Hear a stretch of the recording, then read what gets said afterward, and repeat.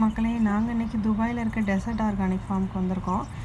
கத்திரி செடியில் பாருங்கள், பூக்களாக இருக்குது. இப்போ தான் பிஞ்சு விட ஆரம்பிச்சிருக்கு. இது நல்லா பெரிய கத்திரிக்காய், எக் பிளான்ட்டுன்னு சொல்லுவோம்ல, அந்த கத்திரிக்காய்.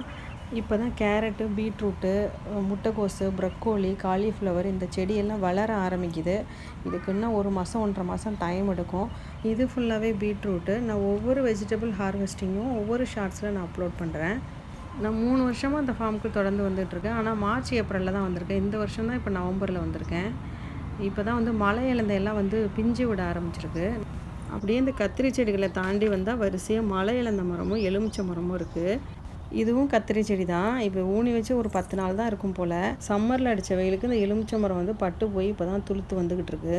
கேரட் செடியை பாருங்கள், அதுக்குள்ளே உள்ள களையெல்லாம் இப்போ தான் வந்து எடுத்துக்கிட்டு இருக்காங்க.